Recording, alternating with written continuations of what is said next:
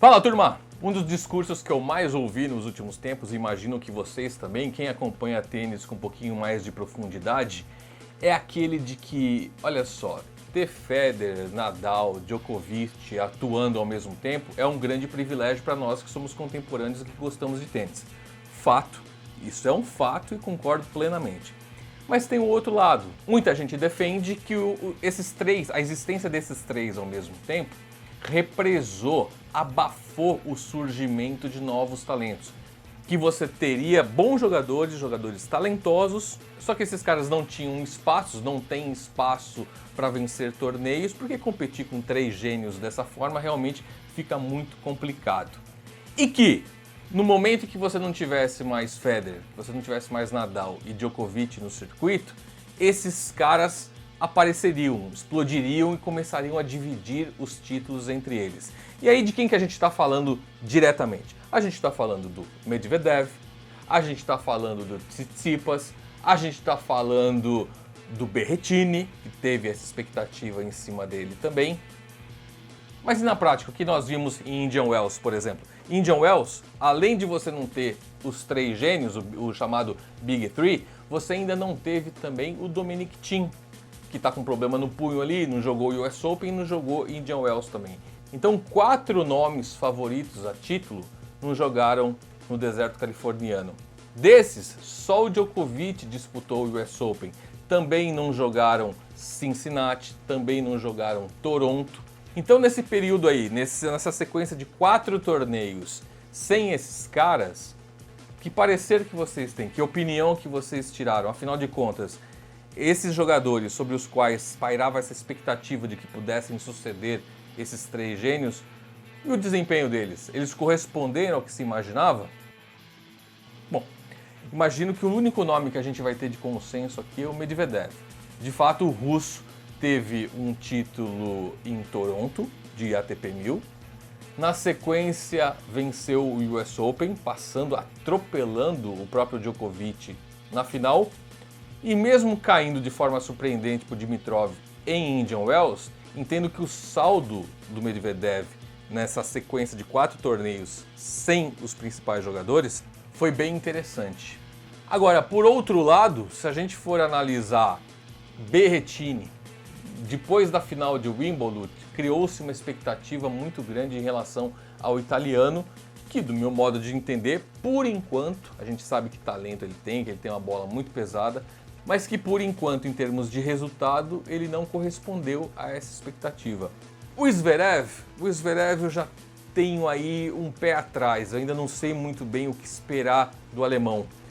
Definitivamente é um grande talento, venceu um ATP 1000 muito importante também, é bom que se diga que foi em Cincinnati, quando ele bateu o Rublev, mas, por exemplo, quando chegou num Grand Slam, quando chegou no US Open, agora em Indian Wells, que para muitos de tão importante é chamado de o 5º Grand Slam, o Zverev parece que ainda falta uma prateleirinha ali para ele subir, para ele amadurecer. Não em termos de talento, tênis ele tem demais, mas aqui, ó, parece que ele ainda se perde um pouquinho em momentos importantes.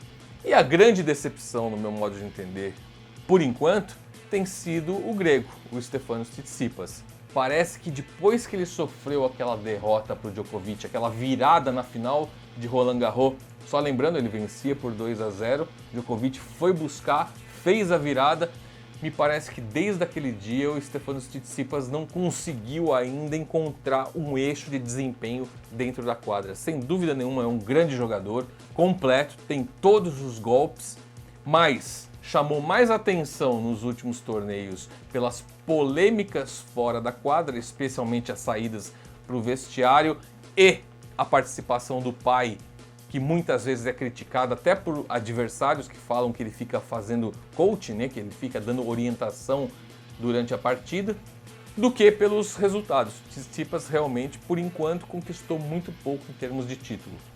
Mas e vocês? O que vocês pensam sobre esse tema? Eu sempre dou esse recado para vocês, né? Se vocês curtem esse conteúdo voltado especialmente para tênis, então por favor considere deixar um like pra gente, se inscrever aqui no canal, compartilhar esse vídeo com seus amigos de academia, de clube, de condomínio, enfim, todo mundo que bate uma bolinha, mas acima de tudo, aproveitar o espaço de comentários aqui embaixo e deixar o seu recado, a sua consideração, o que vocês pensam sobre isso. É o espaço que a gente mais curte, porque é exatamente onde a gente pode trocar uma ideia. Então aproveita aqui para deixar tudo o que vocês pensam sobre isso aqui embaixo.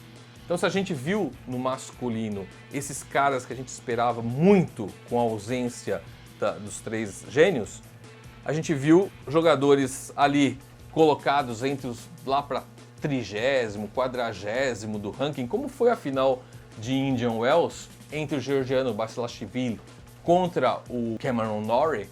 Você vê que são jogadores que estavam ali para cima de 30 do ranking. Até vou colocar para vocês aí na tela, olha só. O ranking do Norrie antes de vencer Indian Wells, ele foi 26. Agora deu uma melhorada, cadê o novo ranking do Norrie? O Norrie subiu para 16º, ganhou 10 posições ali. Vamos ver o Basilashvili. Basilashvili, nome difícil. Cadê o Basilashvili? Ele era 36 do ranking, com o vice-campeonato de Indian Wells, ele foi para 27º, praticamente ocupou a posição que era do Cameron Norrie.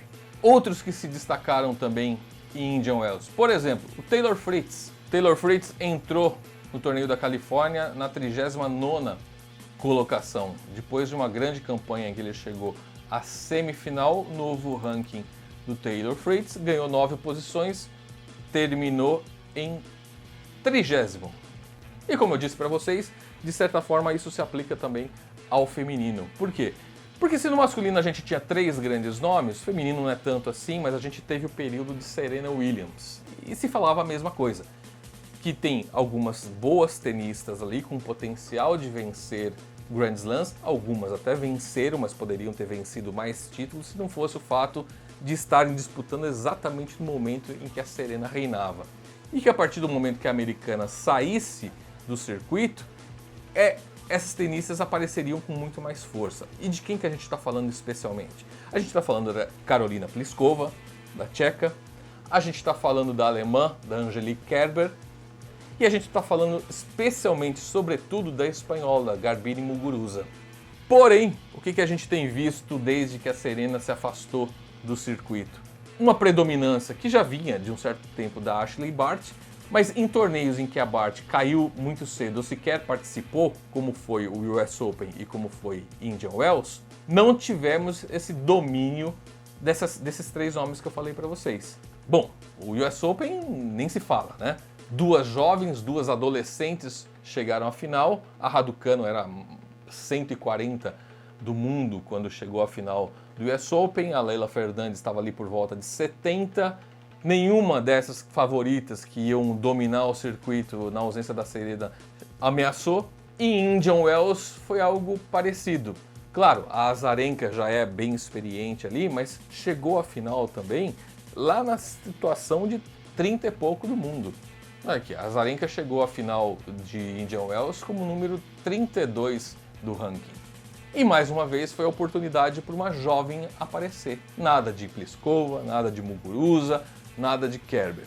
Quem brilhou foi a espanhola, foi a Paula Badosa. A Badosa entrou no ranking, entrou em Indian Wells como 27 do mundo e saiu de Indian Wells como a 13ª do ranking.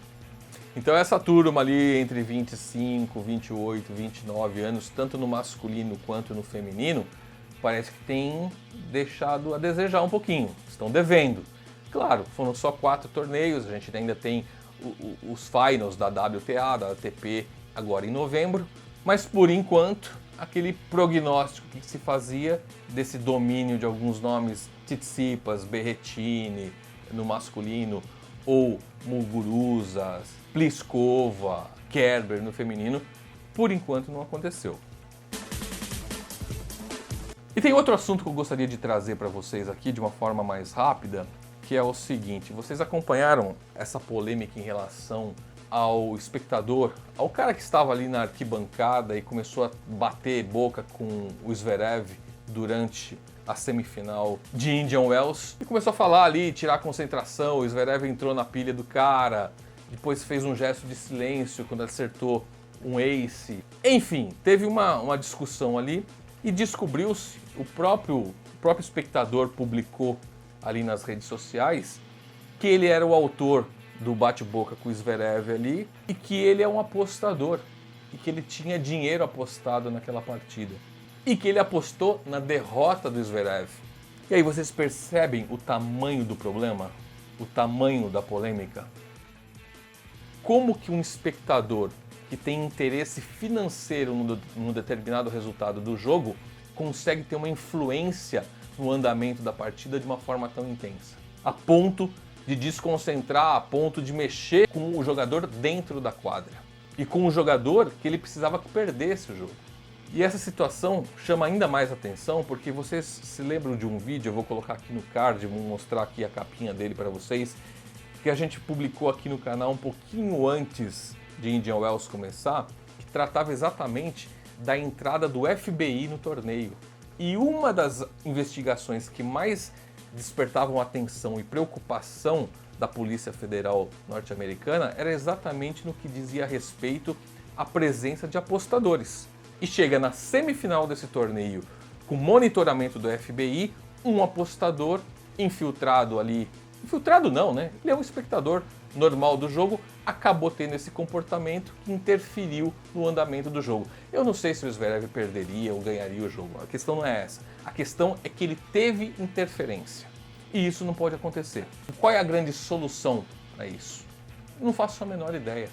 Como que você vai coibir o apostador, que também é um espectador, de entrar no evento, de se manifestar? Você pode até tirá-lo da quadra depois do problema, mas aí já aconteceu, ele já se manifestou, ele já bateu boca com o atleta. O que fazer para evitar uma situação como essa? É de fato um cenário muito complicado. Mas enfim, turma, o que vocês pensam sobre tudo isso? Então a gente tem 3 pontos aqui para bater um papo e para deixar aqui nos comentários. 1. Em relação à chave masculina, aqueles que seriam favoritos, na opinião de vocês, na ausência de Federer, Nadal e Djokovic, têm atendido a essa expectativa? E na chave feminina, sem a Serena, como aconteceu em Indian Wells, também sem a Barty, daquelas que se esperava uma conquista de título, que brilhassem um pouco mais, corresponderam à expectativa? E claro, em relação a essa polêmica dos apostadores dentro da quadra ali, o que vocês imaginam alguma solução para um problema tão delicado como esse? Então, mais uma vez, aquele recadinho do YouTube. Se você curte esse conteúdo voltado especialmente para o tênis, então, por favor, considere deixar um like pra gente, se inscrever aqui no canal, compartilhar esse vídeo com seus amigos do clube, do condomínio, enfim, da onde vocês jogam, batem uma bolinha. E acima de tudo, deixar a opinião de vocês sobre o que a gente discutiu aqui, sobre o que a gente expôs aqui no vídeo, ou não, ou se vocês acham que faltou alguma coisa, se vocês gostariam de ver algo abordado aqui no Papo Reto, deixa como sugestão também. O mais importante é que vocês usem esse espaço de comentários aqui embaixo para se manifestar.